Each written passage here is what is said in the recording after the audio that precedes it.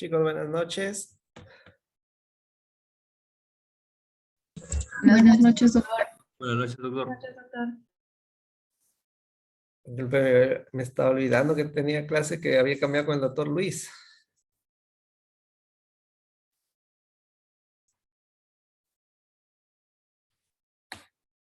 Ay,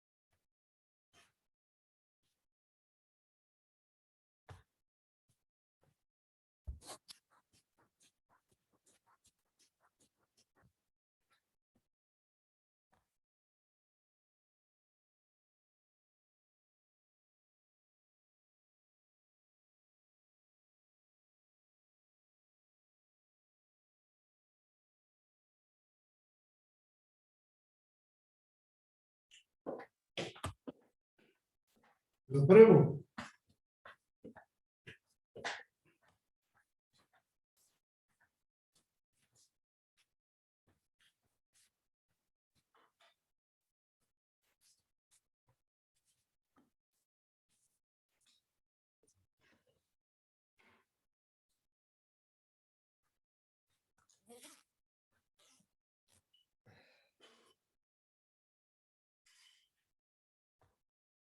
Está tibio.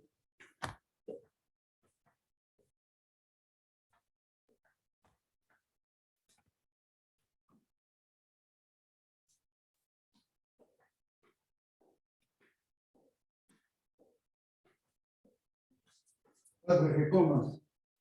Sí, está tibito.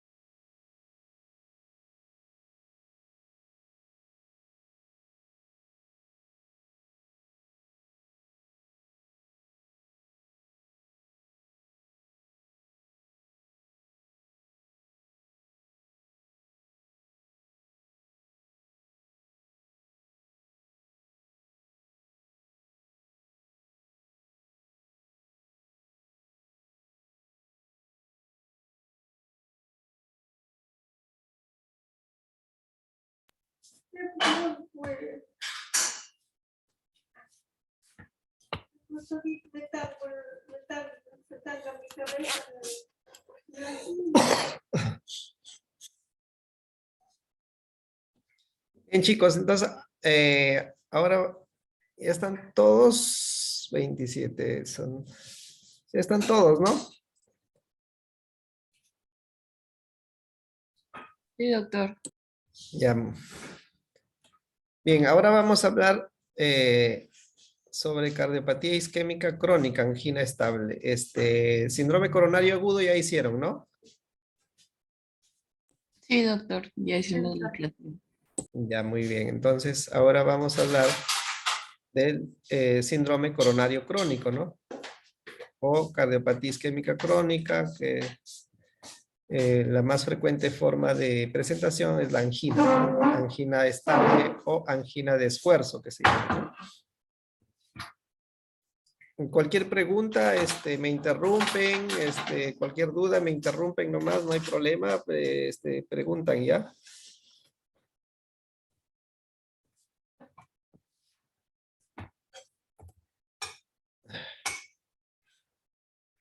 Bien. Entonces los síndromes coronarios agudos se dividen en agudos y crónicos, ¿no? Plátano verde. Perdón, un ratito.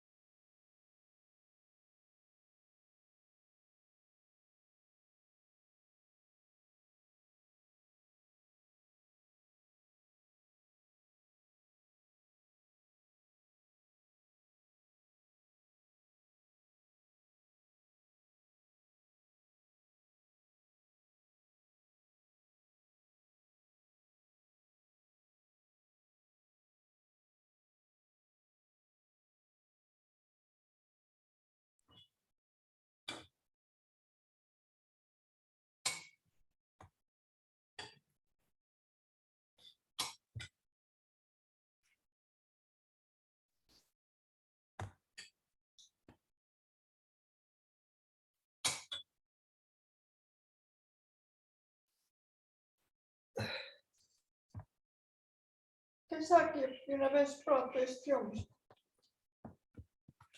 Anda, saca tu plato. Anda, saca tu plato.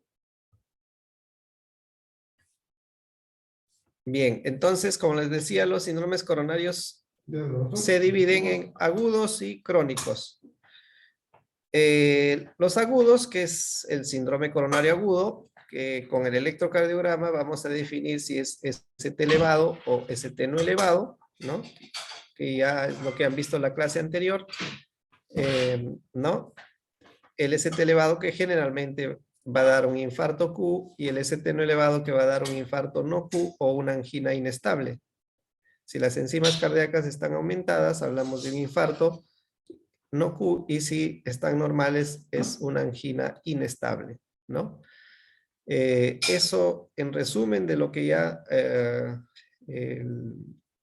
lo que han hablado extensamente, ¿no? La clase anterior. Ahora, en el síndrome coronario crónico está, como les decía, la cardiopatía isquémica crónica y la forma más frecuente de presentación, la angina estable, ¿no? Se puede presentar también como una isquemia silente, una insuficiencia cardíaca crónica, como arritmia o hacer una muerte súbita. Bien.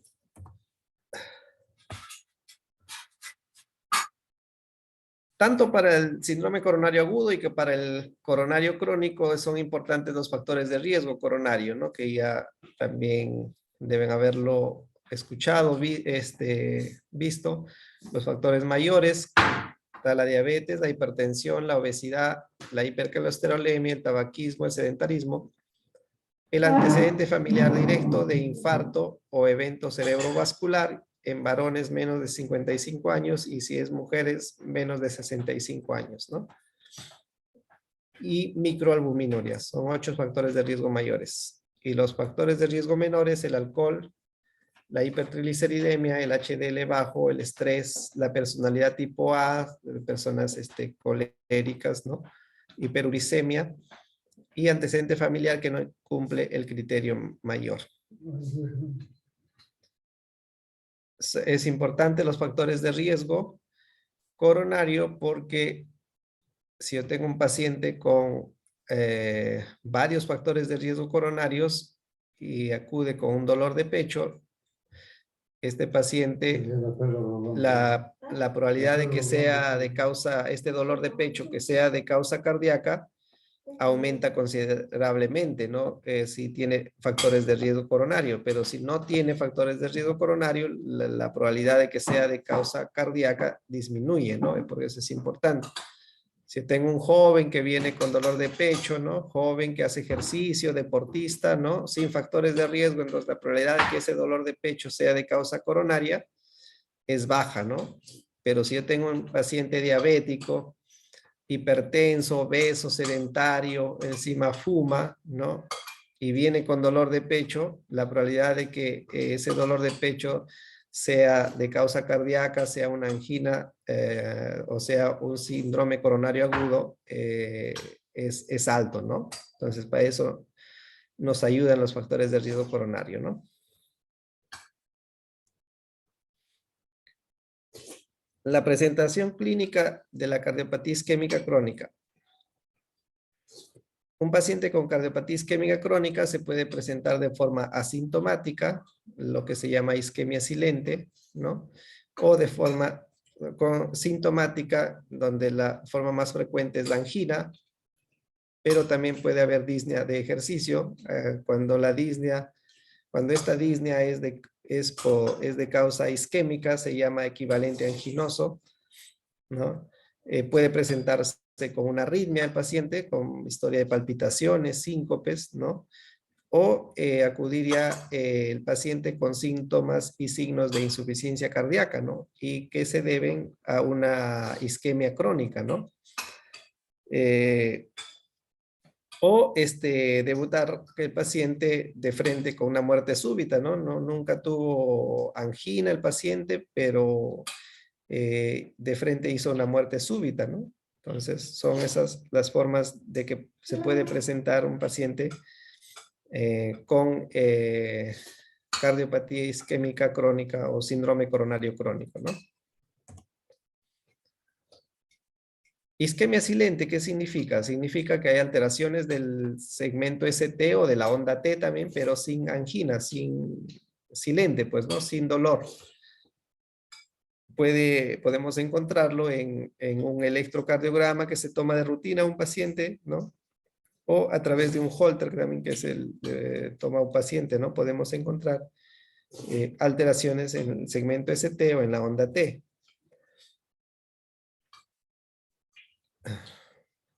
Entonces puede haber aterosclerosis coronaria extensa y oclusiva en pacientes asintomáticos, ¿no? Pacientes que de frente hacen una muerte súbita, ¿no? Por eso la causa más frecuente de muerte súbita, ¿no? Es cardíaca, pues, ¿no? Generalmente por isquemia o un infarto o y dentro del infarto la fibrilación ventricular, ¿no? Y hace muerte súbita el paciente y ya incluso no llega ni al hospital, ¿no? O esta aterosclerosis coronaria extensa y oclusiva puede generar en el paciente ya síntomas y signos de insuficiencia cardíaca, ¿no? Y el paciente llega con disnea, edemas, ¿no? Nunca tuvo angina, pero ya presenta síntomas de insuficiencia cardíaca, ¿no? De causa isquémica.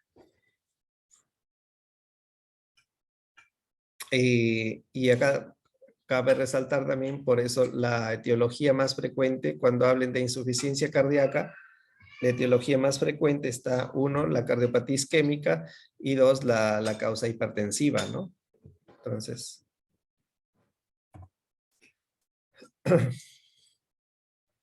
y como les mencionaba, la angina estable es la forma clínica de presentación más frecuente.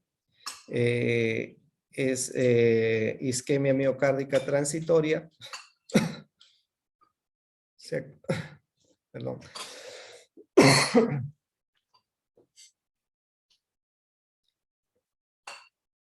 Entonces, como les decía, la angina estable se define como es una isquemia miocárdica transitoria que se desencadena generalmente con esfuerzos o estrés, ¿no? Cuando aparece la angina, cuando la obstrucción de una arteria coronaria es más del 70%, ¿no? Para que aparezca angina cuando es por una obstrucción de una arteria, ¿no?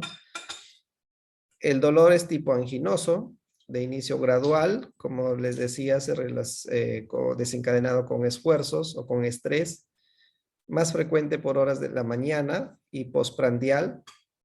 Generalmente no pasa de 15 minutos, porque ya si sobrepasa los 15, 20 minutos hay que sospechar que es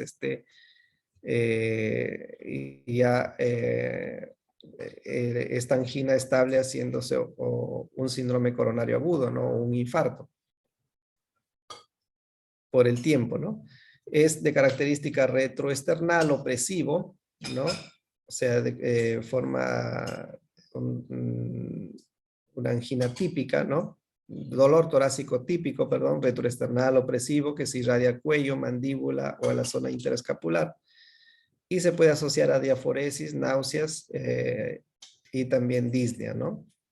Si la angina también se asocia a disnea, es un síntoma de mal pronóstico, la disnea, ¿no? Quiere decir ya que el paciente, la isquemia es crónica de larga data, que el paciente ya está haciendo síntoma de insuficiencia cardíaca, la disnea, ¿no?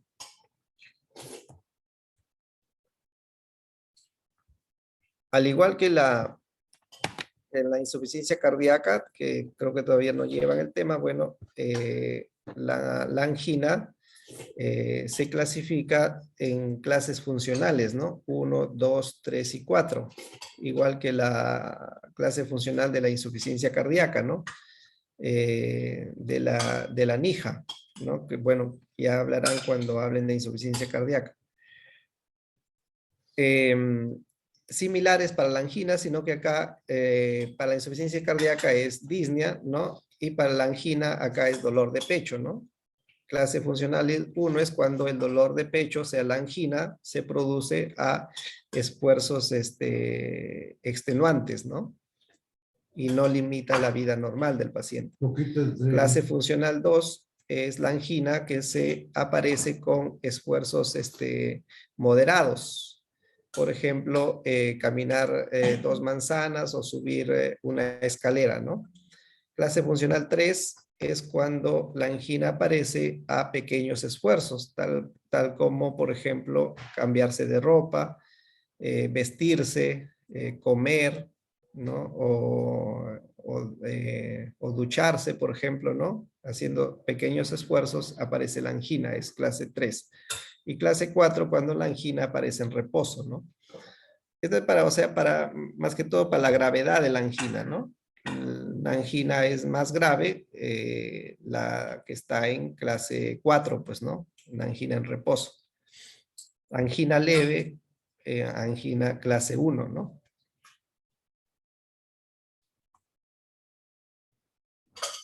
Bien, ¿cómo se hace el diagnóstico de la angina? ¿Hay algún examen que me indique que el paciente tiene angina o que me confirme que el paciente tiene angina?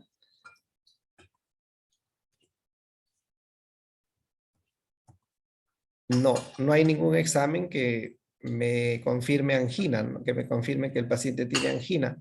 Simplemente el diagnóstico de angina es clínico, ¿no? O sea, haciendo una buena anamnesis, un buen interrogatorio al paciente, ¿no? El examen físico a un paciente que presenta angina generalmente es normal, ¿no?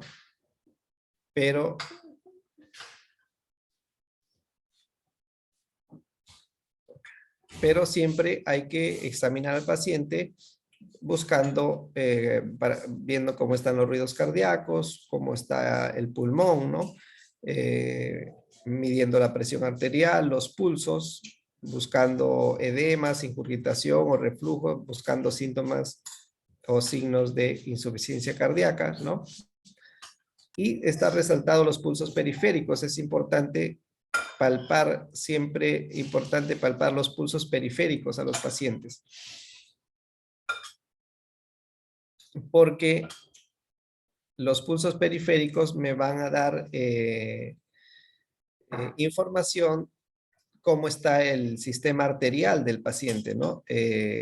Indirectamente me pueden decir si tiene obstrucciones también en sus arterias coronarias, ¿no? Porque si tengo yo obstrucciones en las arterias de los miembros inferiores, por ejemplo, entonces voy a tener pulsos periféricos disminuidos o abolidos, ¿no? Entonces va a haber una insuficiencia arterial periférica.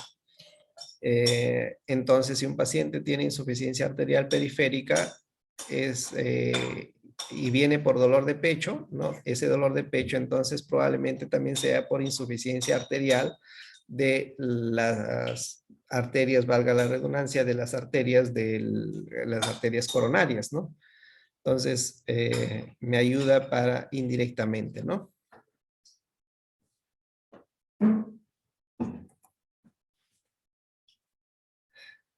Entonces, es importante en un paciente con angina de pecho, con dolor de pecho, que acude a la consulta, clasificarlo a este dolor de pecho, ¿no? Que presenta el paciente, qué tipo de dolor de pecho, ¿no?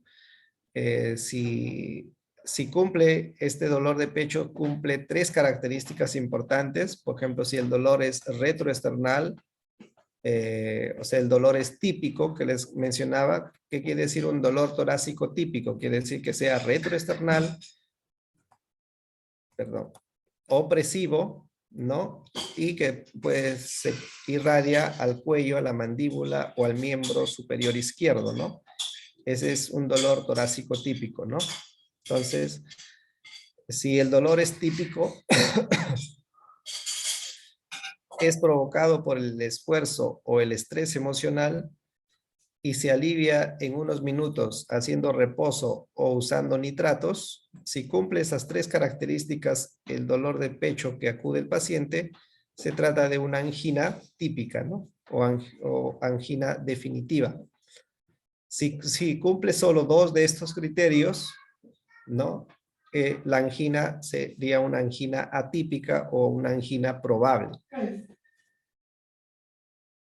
Y si cumple solo un criterio o ninguno, ¿no? El dolor es un dolor torácico no anginoso, ¿no? ¿Y para qué me sirve clasificarlo el dolor de pecho en estas tres categorías? Porque si yo defino que el paciente que viene con dolor de pecho tiene un dolor tipo no anginoso, o sea, la probabilidad de que ese dolor que presenta el paciente de que sea de causa cardíaca es baja, ¿no? Pero si es una angina típica, la probabilidad de que sea de causa cardíaca esa angina, o sea, por obstrucción de una coronaria, es altamente probable, ¿no? Entonces, acá me acerca al diagnóstico de causa cardíaca y acá un poco me aleja al diagnóstico que sea de causa cardíaca, ¿no? El dolor de pecho que viene el paciente. Entonces, como hemos dicho, el diagnóstico de angina es clínico, ¿no? No hay ninguna prueba, simplemente es anamnésico, buen interrogatorio, interrogar rápidamente al paciente para definir qué tipo de angina es, ¿no? Qué tipo de dolor de pecho es el que presenta el paciente. Bien, una vez que yo tengo definido el tipo de dolor que presenta el paciente, ya hacemos la evaluación inicial del paciente con exámenes auxiliares, ¿no? Que van a incluir un electrocardiograma, ¿no? Un análisis de sangre que incluye el perfil metabólico, que incluye perfil lipídico, glucosa, ureacreatinina, ácido úrico y microalbuminuria, una radiografía de tórax y un ecocardiograma transtorácico, ¿no? Todo paciente con dolor de pecho, una vez definido qué tipo de dolor tiene el paciente, le pido estos exámenes, ¿no? Ya los exámenes, según el resultado de estos exámenes que yo reciba ya el resultado, los exámenes subsiguientes ya pueden incluir una ergometría o prueba de esfuerzo, un ecocardiograma de estrés, una gamografía y perfusión, una tomografía, una resonancia o finalmente ya el examen definitivo que es una coronariografía invasiva, ¿no? Pero para pedir estos exámenes yo evalúo al paciente, lo estratifico según, como vamos a ver más adelante, cómo estratifico y qué examen voy a pedir, ¿no? Al paciente de acuerdo a la estratificación.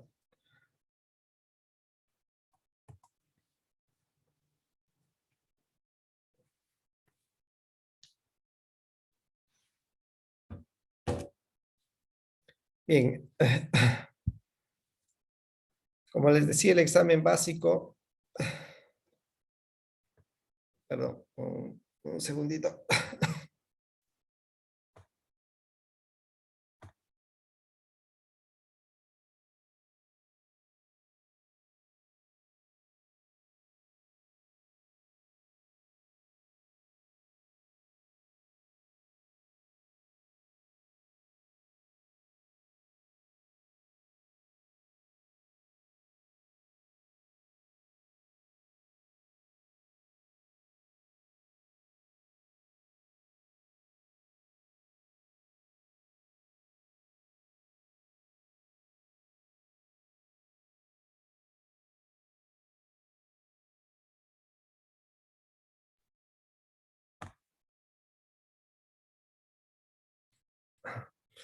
Bien, como les decía, el examen inicial básico que pido a un paciente con dolor de pecho es el electrocardiograma, ¿no? El electrocardiograma tiene una sensibilidad del 50% en pacientes sin dolor, pero si yo tomo el electrocardiograma justo durante la crisis que tiene el paciente, justo que en el momento que tiene dolor, que es muy difícil, ¿no? La sensibilidad aumenta al 90%, ¿no? ¿Qué voy a ver en un electrocardiograma? Voy a ver si hay ondas Q que me van a indicar necrosis, que el paciente ya ha tenido un infarto previo, ¿no? Y si ha tenido un infarto previo, pues si ahora viene con dolor, la probabilidad de que ese dolor sea nuevamente de causa cardíaca es alto, ¿no? Alteraciones de la onda T, que me van a identificar isquemia, o alteraciones del segmento ST, que me van a identificar lesión, ¿no? Para recordar simplemente, ¿se acuerdan? Alteraciones en la onda T, si son T negativas, es isquemia subepicárdica. Si las T son altas, ¿no? Picudas, isquemia subendocárdica. Si hay depresión del segmento ST, lesión subendocárdica. Y si hay supradesnivel del ST, lesión subepicárdica, ¿no? Y si hay presencia de onda Q, ¿no? Onda Q en 3 IABF me va a indicar necrosis, ¿no? Me va a indicar que el paciente ha tenido un infarto previo, ¿no? Ustedes viendo el electro pueden decir al paciente, usted ha tenido un infarto previo, ¿no? Y el paciente le va a decir sí, cuando ha tenido ese infarto, ¿no? Cuando, hace qué tiempo, ¿no? Eh, para recordar, simplemente se acuerdan cuando una onda Q es patológica, cuando es más de un cuadradito de ancho y más de un tercio de la onda R, ¿no? Para decir que es onda Q patológica que indica necrosis, infarto previo, ¿no? Y el ecocardiograma transtorácico que valora el paciente con angina, me va a valorar la motilidad segmentaria, ¿no? O sea, cómo está la contractilidad del miocardio, si hay alteración en la contractilidad o la motilidad, y la fracción de eyección, que es importante, ¿no? Realmente la fracción de eyección normal es más del 55%, ¿no? O 50 lo toman algunos como límite, no más del 50% preservada y menos del 50% deprimida, ¿no? La fracción de eyección. El electrocardiograma y el ecocardiograma son nivel de evidencia 1 para el estudio del paciente con angina o cardiopatía isquémica crónica, ¿no? Nivel de evidencia 1, clase B para el ecocardiograma y C para el electrocardiograma, ¿no? Pero los dos son nivel de evidencia 1. Entonces son los exámenes más importantes para valorar al paciente con angina o cardiopatía isquémica, ¿no? El electrocardiograma y el ecocardiograma son los exámenes más importantes.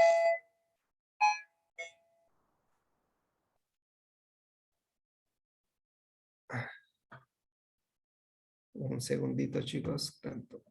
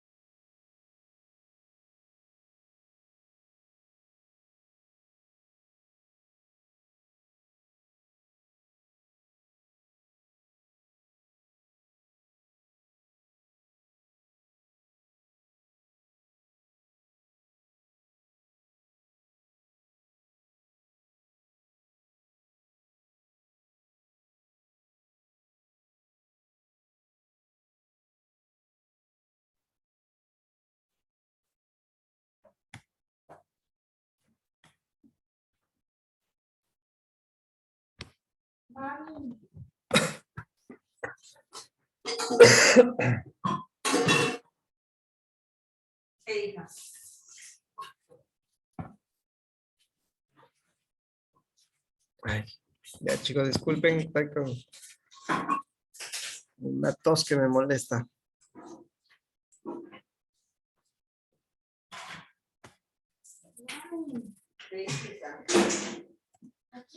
Bien, entonces seguimos. La ergometría. La ergometría o prueba de esfuerzo que se llama, ¿no? Que es una prueba que me permite hacer diagnóstico, valorar pronóstico del paciente y valorar respuesta al tratamiento también, ¿no? En paciente ya con angina, ¿no? La prueba es positiva cuando el paciente en una faja, ¿no? Conectado en la pantalla me va a dar la imagen del electrocardiograma del paciente, ¿no? De 12 derivaciones, ¿no? Si el paciente al hacer el esfuerzo, en cualquier momento del esfuerzo hace dolor de pecho o alteraciones en el segmento ST, la prueba es positiva, ¿no? Por ejemplo, acá, este es el electrovasal, ¿no? Del inicio, ¿no? Y al hacer el ejercicio, el paciente, vemos cómo la frecuencia cardíaca aumenta, ¿no? Porque al hacer ejercicio, la frecuencia cardíaca aumenta, entonces, y vemos cómo al aumentar la frecuencia cardíaca, al hacer ejercicio el paciente, hay una depresión del segmento ST, ¿no? Varía el electrocardiograma inicial, ¿no? Evidenciándose una depresión del segmento ST más o menos de 3 milímetros, ¿no? De la línea de base, ¿no? Acá está es isoeléctrico y acá está 3 milímetros por debajo, ¿no? Y esta es la forma más frecuente de una prueba de esfuerzo positiva, ¿no? Descenso del segmento ST, como dice acá, ¿no? Entonces, ahí se cataloga como prueba de esfuerzo positiva para isquemia, ¿no? Por descenso del ST al esfuerzo, ¿no? Pero ¿qué pasa si el paciente no puede hacer ejercicio? ¿No? Si el paciente no puede hacer ejercicio, se somete al paciente a estrés mediante fármacos con imágenes, ya sea haciendo un ecocardiograma de estrés, una gamografía de perfusión o una resonancia. Los fármacos que se usan para producir estrés y tomarle una imagen al paciente son la dobutamina, la adenosina y el dipiridamol, ¿no? La gamografía de perfusión.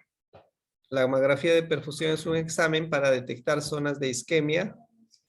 Se hace tanto en reposo como esfuerzo.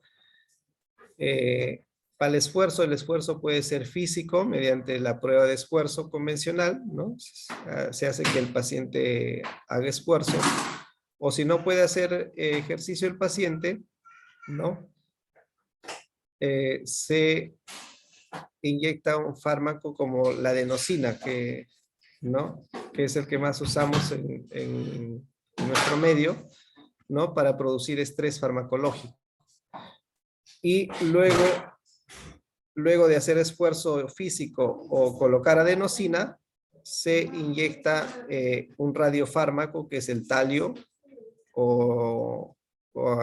ya actualmente ya no se utiliza el talio, sino el tecnesio 99, ¿no? Se inyecta el tecnesio 99 y este tecnesio va a ir a impregnarse al miocardio, ¿no?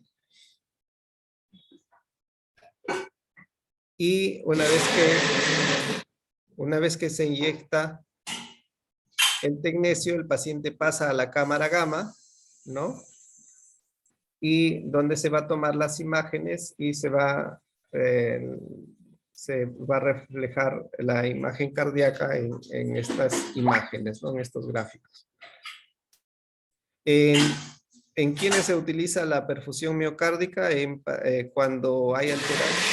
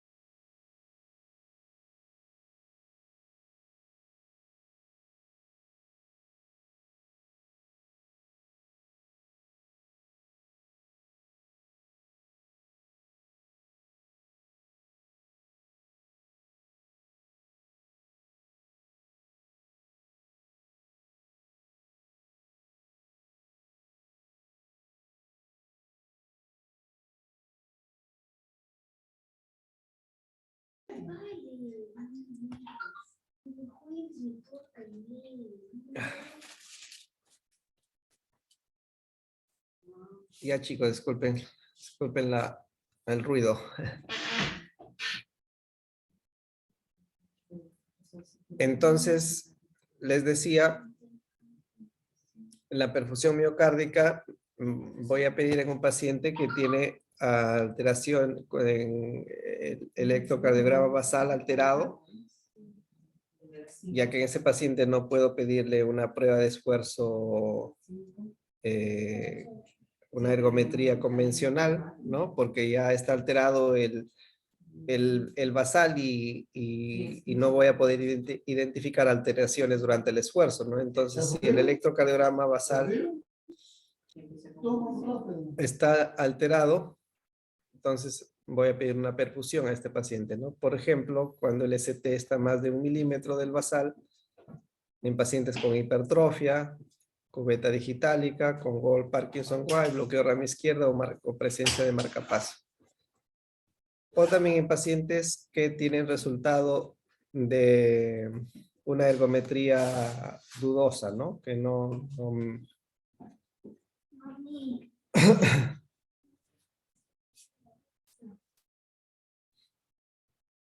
Entonces, por ejemplo, este es un resultado de una perfusión de miocardio normal, en donde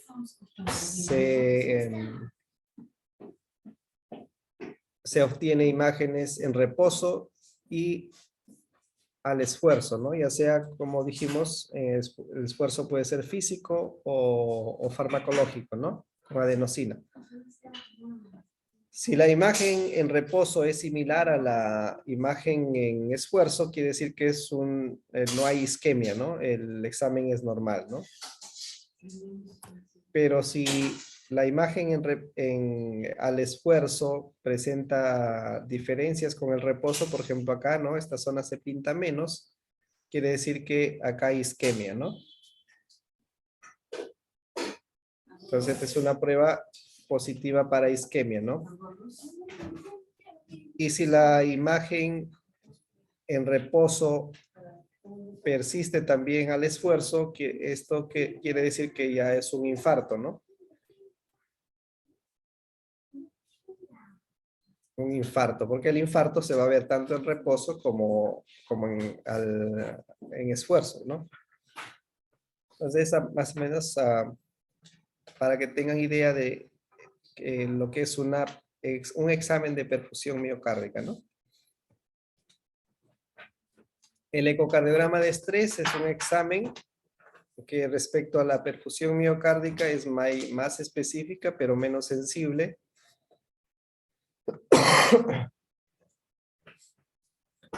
El estrés puede ser físico o farmacológico, también físico, mediante una bicicleta, por ejemplo, como acá, ¿no? El paciente hace esfuerzo y el médico ve el corazón cómo si hay alteraciones de la contractilidad del miocardio al hacer esfuerzo el paciente, ¿no? Es el ecocardiograma de estrés físico, ¿no?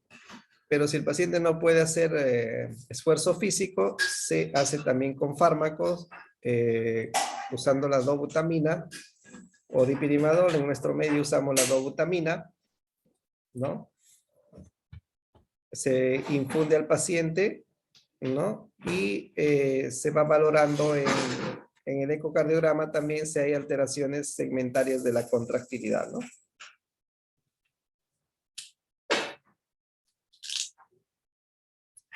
En nuestro medio hacemos estrés con dobutamina, ¿no? Acá no tenemos bicicleta.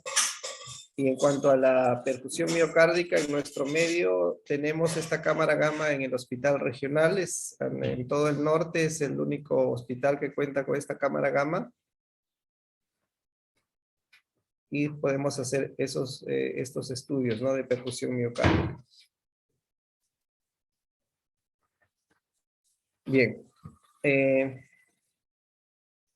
La tomografía coronaria son técnicas de reciente introducción.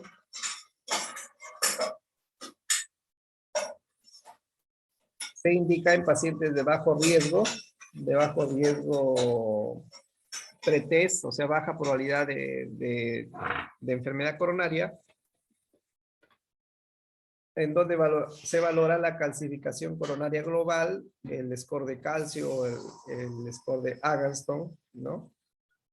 Ya vamos a ver posteriormente a qué se refiere bajo riesgo pretest, ¿no? Más adelante.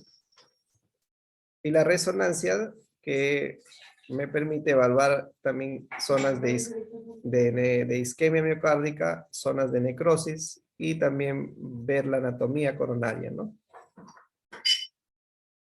En nuestro medio no tenemos ninguno de estos exámenes, ni tomografía ni resonancia, ¿no? No contamos.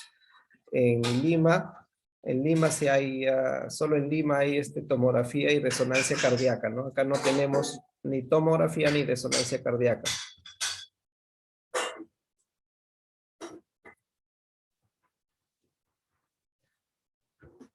Y por último, la coronariografía invasiva o cateterismo coronario, que es el gold estándar para hacer diagnóstico de enfermedad coronaria. Al permitir conocer la anatomía coronaria del paciente, número de vasos que están afectados, localización de las lesiones que me va a permitir valorar el pronóstico, severidad de las lesiones, circulación colateral y el tipo de flujo que tiene el paciente de las arterias, ¿no? Entonces, con este examen voy a estratificar, me sirve para estratificar el riesgo del paciente y qué tratamiento de revascularización se va a brindar al paciente, ¿no? Si es cirugía o cirugía de bypass aorto coronario o angioplastía con stent, ¿no? Según la estratificación del resultado del cateterismo, ¿no?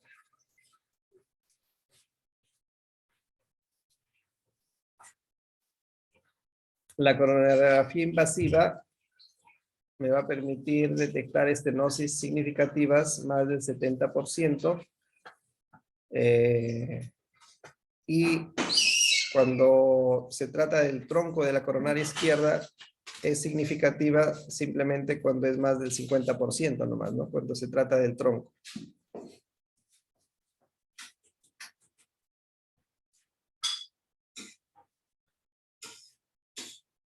¿En qué pacientes está indicado realizar una coronariografía invasiva o el cateterismo coronario?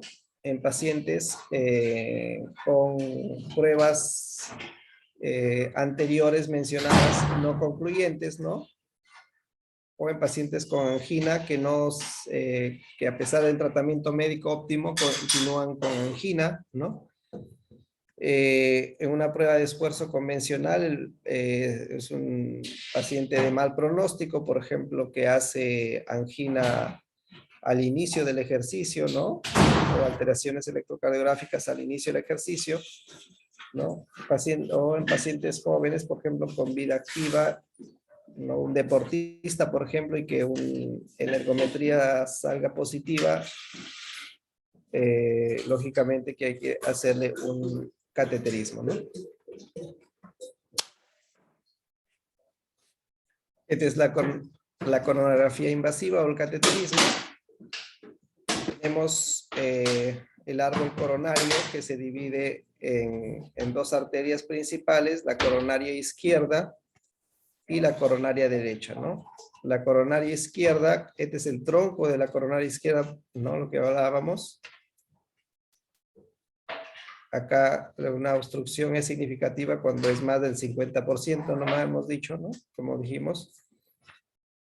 Y la coronaria izquierda se divide en dos, la descendente anterior y la circunfleja, ¿no?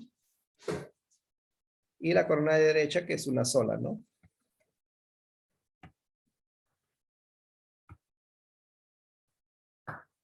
Por ejemplo, acá vemos que hay obstrucciones en la descendente anterior, ¿no? Acá. Y en esta rama, que es una rama de la circunfleja, que es una marginal, se llama esta, ¿no? Una rama de la circunfleja. Y acá en la coronaria derecha también una lesión grande, ¿no? Una obstrucción importante, ¿no? En la coronaria derecha. Entonces, como decíamos, el cateterismo es el gol estándar, pues, para diagnóstico de enfermedad coronaria. Yo puedo detectar cuántas arterias están obstruidas, dónde está la lesión, cuantificar la lesión, ¿no? Y voy a ver si, qué tratamiento va a ir acá, si es bypass, ponerle un stent, ¿no? Ya es la valoración individual de cada paciente, ¿no? Estratificarlo adecuadamente para brindar el tratamiento más adecuado, ¿no?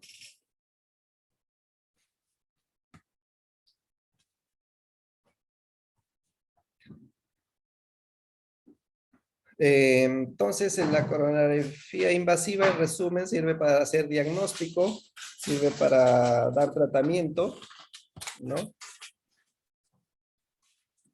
Colocar un stent por angioplastía, intervencionismo coronario percutáneo se llama, ¿no? Y me va a valorar el pronóstico del paciente, ¿no? Si tiene una lesión, el pronóstico va a ser mejor que si tiene más lesiones o, si no tiene, por ejemplo, eh, si no hay, por ejemplo, círculo, las partes distales, si no tiene buenos calibres para poner bypass, el pronóstico va a ser peor, ¿no?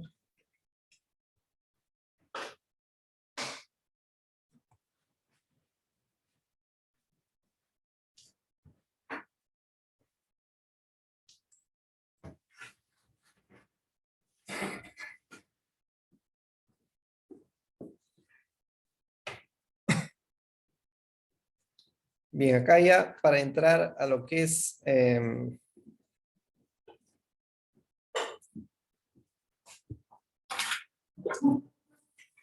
la estratificación del riesgo, la probabilidad de lo que habíamos hablado de la probabilidad pretest, ¿no?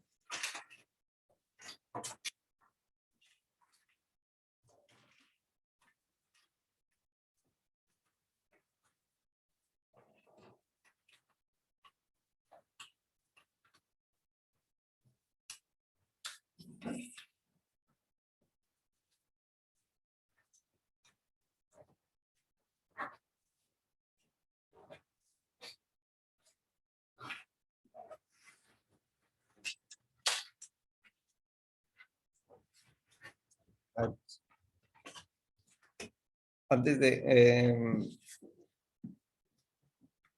había unos 5 minutitos para tomar agüita o para que vayan al baño. 5 minutitos y regresamos, ¿ya? Ok, doctor.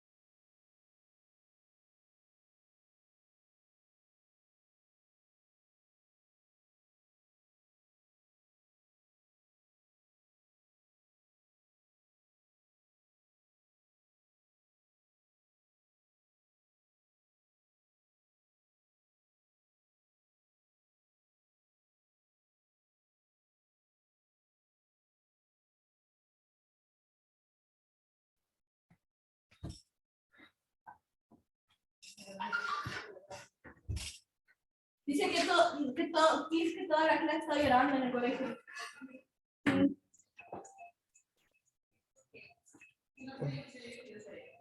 No, sí sabía. ¿Cómo sabía? Porque yo lo sospechaba porque ella ya sabía que me iba a cambiar de colegio, no venía 2 días. También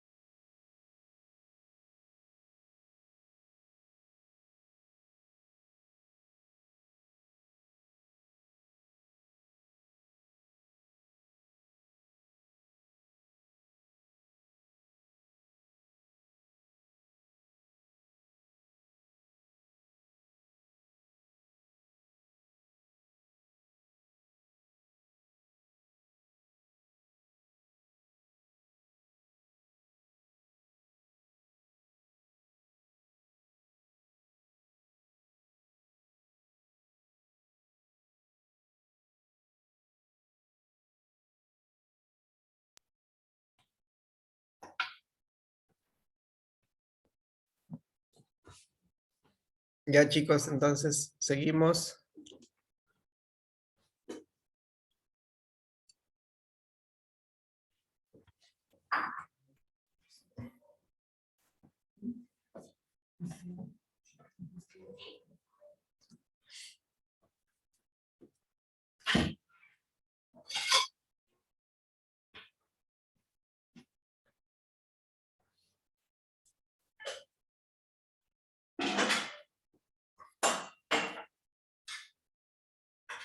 Ya, como les decía, hay una estratificación para valorar al paciente que viene con dolor de pecho, ¿no? Primero era catalogarlos en qué tipo de angina es, ¿no? Típica o dolor torácico no anginoso. Si eso se combina con la edad del paciente y el sexo, vamos a encontrar un puntaje, ¿no? De acuerdo a ese puntaje, si es menos de 5, la probabilidad de que el paciente tenga enfermedad coronaria va a ser muy baja. Si es de menos del 15, la probabilidad va a ser baja. Si es de 15 a 85, la probabilidad intermedia, y más del 85, la alta probabilidad de enfermedad coronaria, ¿no? Pero esto se va, esta probabilidad se modifica si el paciente tiene el electrocardiograma basal alterado o si su fracción de eyección es menos del 50%, ¿no? Si yo tengo, o sea, esta probabilidad me va a servir siempre y cuando el paciente tenga un EKG normal y la fracción más del 50%, ¿no? O sea, fracción de eyección normal.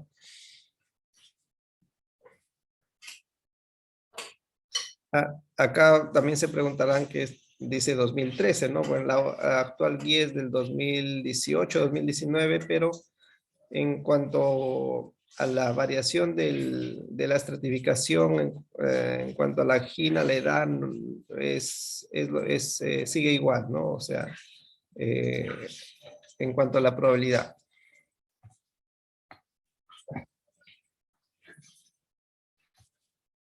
Entonces, esta estratificación me sirve para lo siguiente. Si la probabilidad es alta, o sea, si me sale, mi paciente tiene probabilidad alta, ¿qué le voy a pedir? le voy a pedir un cateterismo, ¿no? Una angiografía coronaria de frente, ¿no? Si la probabilidad intermedia, tengo varias opciones. Puedo pedirle un ecocardiograma de estrés o resonancia cardíaca simple y con contraste. Puedo pedir una perfusión miocárdica, o una tomografía, ¿no? Tengo varias opciones cuando la probabilidad es intermedia. Y si la probabilidad es baja, la imagen que voy a pedir es una angiotografía coronaria. Ya. Ahora, acá dice, no se recomienda la prueba de esfuerzo convencional, ¿no? Ante el pobre rendimiento para confirmar o descartar enfermedad arterial coronaria. Es una alternativa en aquellos que no dispongan de otra prueba o como complemento clínico para determinar pronóstico.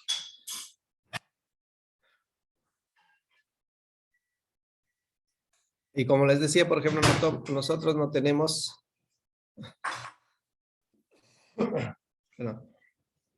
Nosotros no tenemos resonancia ni tomografía en nuestro medio, ¿no? Entonces, no disponemos de mucha técnica, de técnicas no invasivas como la tomografía y la resonancia, ¿no? Actualmente que están de moda, ¿no?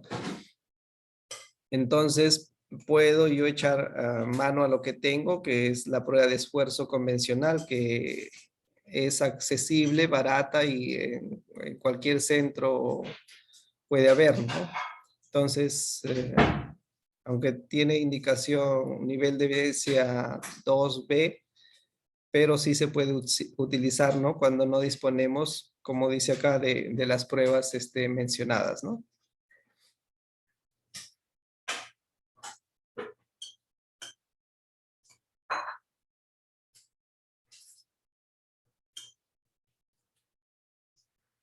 Entonces, en resumen, ¿se acuerdan cuando la evaluación inicial del paciente es EKG y ecocardiograma, que son los exámenes básicos, la bioquímica, ¿no? Si en el ecocardiograma yo tengo fracción de eyección menos del 50% y el paciente tiene una angina típica, a este paciente ya con fracción de eyección menos del 50% de frente le pido cateterismo coronario, ¿no? O angiografía coronaria. Pero si la fracción de eyección está preservada, puedo pedirle cualquier test de detección de isquemia mencionados anteriormente, ¿no? Según estos test de detección de isquemia, me van a dar qué probabilidad o qué riesgo tiene según la prueba, ¿no? Baja, media o alta probabilidad, ¿no? Si el riesgo es alto, según las pruebas de detección de isquemia, en las pruebas que salen de alto riesgo van a ir de frente a cateterismo y valorar posible revascularización, ¿no? Y en el riesgo moderado o bajo se puede intentar el tratamiento médico óptimo, ¿no? Y si a pesar del tratamiento médico óptimo el paciente sigue con angina, como habíamos mencionado, ya se realiza definitivamente el cateterismo, ¿no?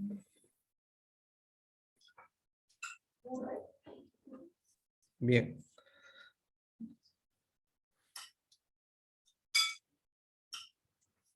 Entonces ya entramos a lo que es el tratamiento de la cardiopatía isquémica crónica y de la angina, ¿no? Los objetivos del tratamiento son tres importantes. Uno, prevenir los eventos cardíacos mayores, infarto, muerte, y prolongar la vida al paciente, ¿no? Que es lo más importante, porque en cardiología generalmente jamás se cura un paciente, ¿no? Ya son enfermedades crónicas que no tienen cura, simplemente se Se trata de mejorar la vida al paciente, ¿no? Evitando que la enfermedad progrese y dándole mejor calidad de vida, ¿no? Otro objetivo es reducir los síntomas de la angina y la frecuencia de los eventos isquémicos y de esta manera mejorar la calidad de vida del paciente, ¿no? Y tercero, interrumpir el progreso de la aterosclerosis, ¿no?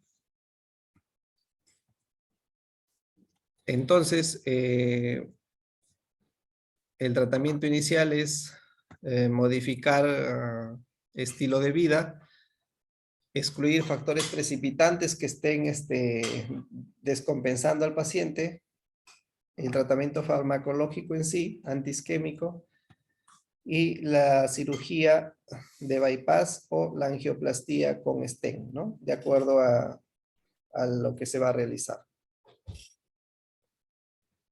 Cambios en el estilo de vida incluye, si el paciente fuma, tiene que dejar de fumar.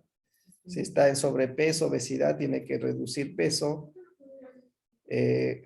Reducir la actividad física también, porque si el paciente está con angina, no podemos decirle que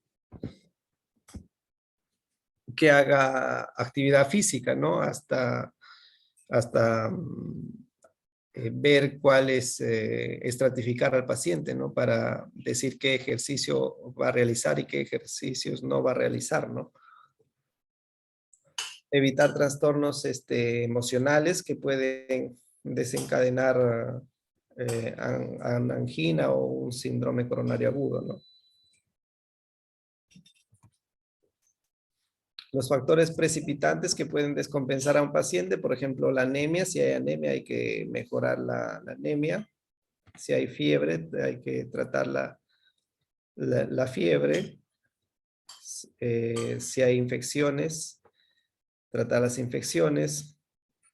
El hipertiroidismo también, que puede aumentar la frecuencia cardíaca y de esta manera producir más isquemia al paciente, entonces hay que tratarla también. O una arritmia, por ejemplo, una fibrilación auricular también que tiene frecuencia cardíaca elevada, hay que tratarla también porque si no, todos estos factores pueden descompensar al paciente con angina, ¿no? Y el tratamiento farmacológico en sí, que incluye los fármacos que mejoran el pronóstico, que son los beta bloqueantes, las estatinas, IECA, ARA2, si el paciente ha tenido infarto previo, antiplaquetarios, y espironolactona también si el paciente ha tenido infarto previo. Y los medicamentos que reducen los síntomas, los nitratos y los calcio antagonistas, ¿no?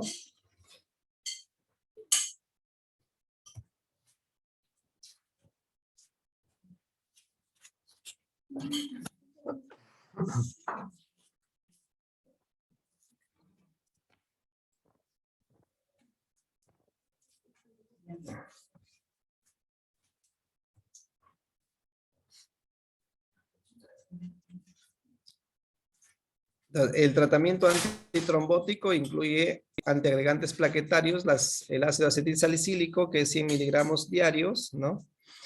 Si el paciente no tolera la aspirina o es alérgico, por ejemplo, a la aspirina, no podemos darle aspirina, entonces podemos darle clopidogrel, ¿no? 75 miligramos diarios. O el paciente padece de gastritis o enfermedad ulceropéptica, tampoco no podemos darle aspirina, ¿no?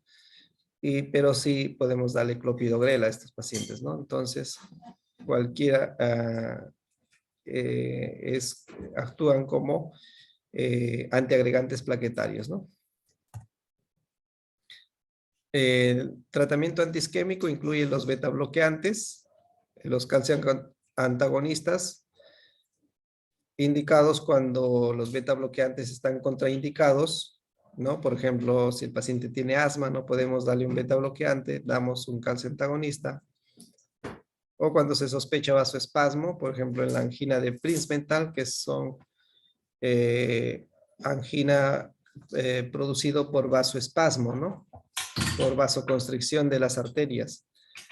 No hay enfermedad coronaria, no hay ateromatosis, no hay obstrucción de las arterias, simplemente las arterias se constriñen, ¿no? Y producen dolor, angina. Eso se llama angina de Prince mental. Es frecuente en mujeres jóvenes, ¿no? Sin enfermedad coronaria, ¿no? También, si el paciente está con beta bloqueante y a dosis óptimas y persiste con angina, también podemos agregarle un calcio antagonista, ¿no? Tipo de los no dihidropiridínicos, tipo verapamilo, tipo diltiazem, ¿no?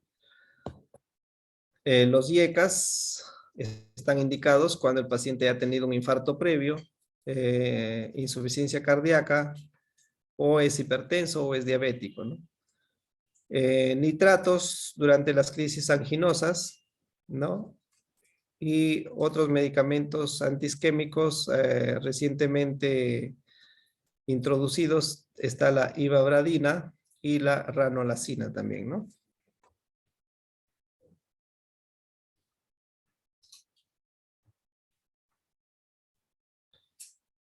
Tratamiento estabilizador de placa, las estatinas, la torvastatina, simvastatina, pravastatina, rosuvastatina, cualquier estatina, ¿no? Como tratamiento estabilizador de placa.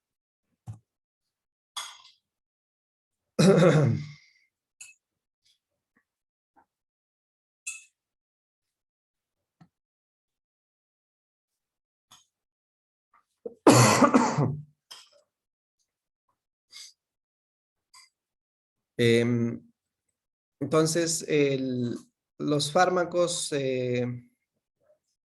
para la cardiopatía isquémica está el ácido acetilsalicílico que comentamos, ¿no? Como antiagregante de elección, pero si no lo tolera el paciente o es alérgico o tiene gastritis o enfermedad ucipropéptica, el clopidogrel, ¿no? Beta bloqueantes, propranolol, atenolol, bisoprolol, carvedilol, metoprolol, nebivolol, que son ya de nueva generación, ¿no? Pero cualquier beta bloqueante,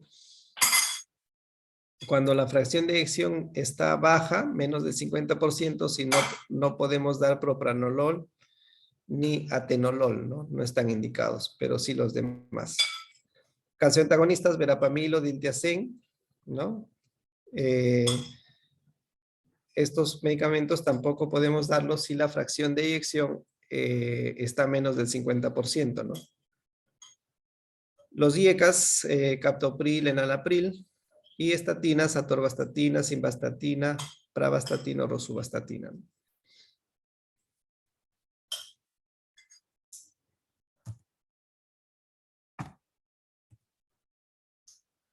Los medicamentos que reducen episodios de angina mejoran tolerancia al ejercicio y reducen necesidad de revascularización. Están los nitratos, los beta bloqueantes, calcio antagonistas, la ivabradina y la ranolazina.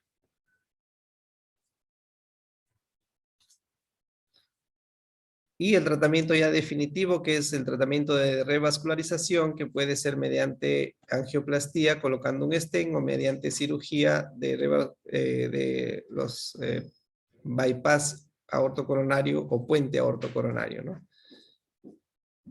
El stent, ¿no? Por ejemplo, acá, ¿en qué consiste? A través del cateterismo, ¿no? Se introduce un balón, se dilata el balón, se abre la obstrucción. Acá, por ejemplo, una obstrucción que dice del 80%, una estenosis coronaria del 80%. Se introduce el catéter de angioplastía desinflado, ¿no? Se infla el catéter, se infla el balón y se dilata la estenosis, ¿no? Y de lo que estaba así al inicio, ya se mejora el diámetro de la luz, ¿no? Del vaso, ¿no? Y acá, y cuando ya está así en esa se llama la estenosis residual, ahí se libera el stent, ¿no? Y se mejora pues la luz del vaso, ¿no? Esa es la angioplastía, ¿no? Y la cirugía consiste en los bypass aortocoronarios, ¿no? Que consiste en, tenemos la lesión de la arteria, se coloca de la aorta y por eso es bypass, ¿no? Se bypassea la lesión hacia la parte distal del vaso coronario para que la sangre que ya no puede pasar por acá, vaya por el bypass, pues, ¿no? Y de esa manera se mejora la isquemia, ¿no? Por eso, para poner puentes o bypass, tiene que haber buenos lechos distales, ¿no? Que les estaba comentando, ¿no? Porque si no hay buenos lechos distales, no puedo yo poner un bypass, ¿no? No se obstruiría, ¿no? Entonces, todo eso va en la estratificación para yo definir si voy a colocar un stent o cirugía, ¿no? Otros datos, por ejemplo, es si el paciente tiene 3 o más obstrucciones, es mejor cirugía, ¿no? Si tiene 1 o 2 lesiones, es mejor angioplastía, ¿no? Todo eso ya es de acuerdo a la valoración, a la estratificación del paciente, ¿no? Y los tipos, tipo de lesión, número de lesiones, lechos distales, ¿no? Para valorar qué opción de tratamiento de revascularización le ofrezco al paciente, ¿no? Acá un poco más esquemático en cuanto cuando se coloca bypass, siempre a la descendente anterior se utiliza la arteria del pecho, que es la mamaria interna, ¿no? Que es rama de la subclavia, ¿no? Es una arteria que está en nuestro organismo, ¿no? Rama de la subclavia. Se diseca esa arteria y la parte distal se coloca hacia la parte distal de la obstrucción, ¿no? En la descendente anterior. Y para las otras obstrucciones se colocan bypass de injertos de la vena de la pierna, generalmente de la vena safena, ¿no? Entonces, estos son puentes venosos, ¿no? Que se utilizan para las demás arterias, pero cuando es la obstrucción en la descendente anterior, siempre se utiliza la arteria mamaria interna, ¿no? Rama de la subclavia, que simplemente se diseca y se coloca la parte distal, ¿no? Y esta arteria pues tiene, como es arteria, tiene mayor tiempo de sobrevida, ¿no? Que un puente de vena safena, que su tiempo de sobrevida es menor, ¿no? Generalmente 4 a 6 años o 8 años ya se obstruye un puente venoso, ¿no? En cambio, la arteria mamaria para que se obstruya generalmente es 10, 15 años, ¿no? Entonces es mejor un puente arterial que un puente venoso, ¿no? Pero lamentablemente pues solo contamos con una sola mamaria interna, ¿no? No tenemos 2 para poner a las demás obstrucciones, ¿no? Por eso siempre la mamaria interna se coloca a la arteria principal, ¿no? Que es la descendente anterior. Y acá en la mano derecha, el esquema de la angioplastía, como decíamos, ¿no? Tenemos la obstrucción, ¿no? Se coloca el catéter, se infla el balón y se mejora la luz del vaso, y luego que se mejora la luz del vaso se libera el stent para que permanezca el vaso con buena luz, ¿no?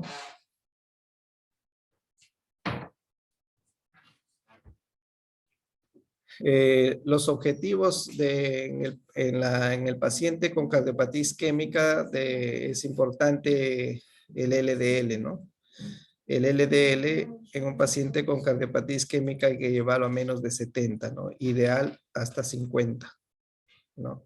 No es lo mismo igual entonces el LDL de un paciente que no tiene cardiopatía isquémica, ¿no? Que generalmente pues se lleva a menos de 100, ¿no? En un diabético, por ejemplo, que no tiene cardiopatía isquémica, menos de 100.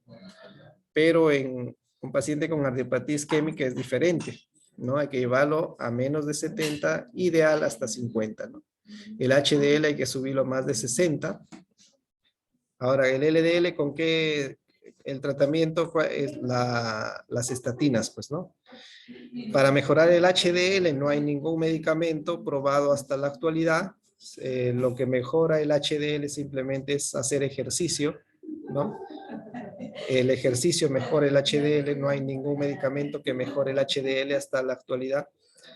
La presión lleva a menos de 140/90, si es hipertenso, con los antihipertensivos, pues no. La glicemia, si es diabético el paciente, llevarlo a valores normales. Hemoglobina glicosilada menos del 6.5%, ¿no? Entonces son los objetivos que debemos tener presente cuando tratamos un paciente con cardiopatía isquémica o síndrome coronario crónico, cardiopatía isquémica, angina estable, lo que quieran llamarlo, ¿no?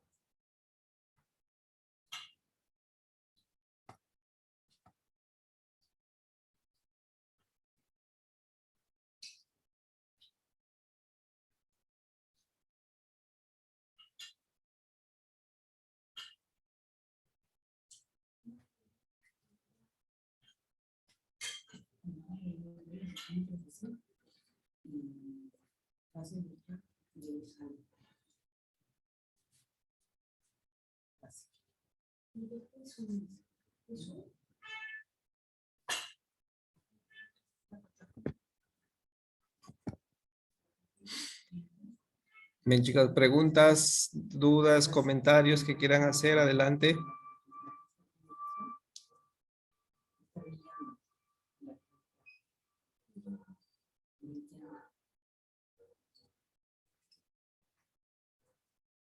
No, doctor, todo claro.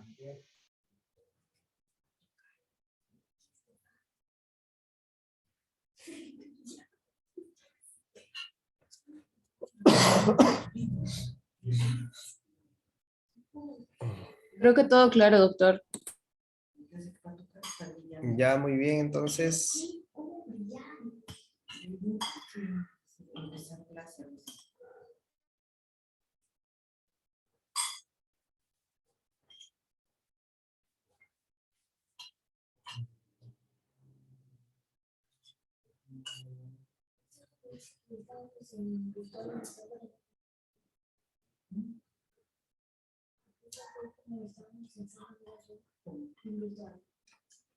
Todo claro, doctor. Muchas gracias.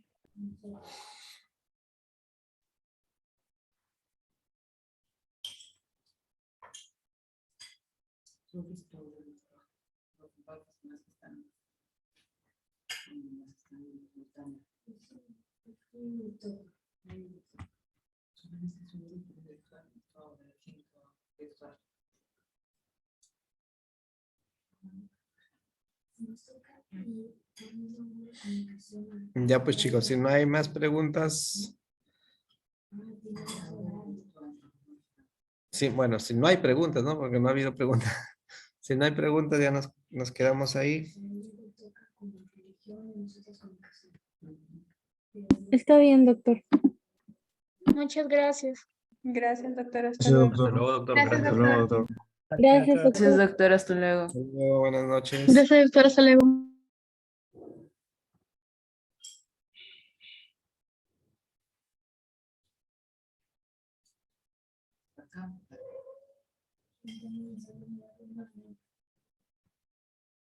No escuchábamos.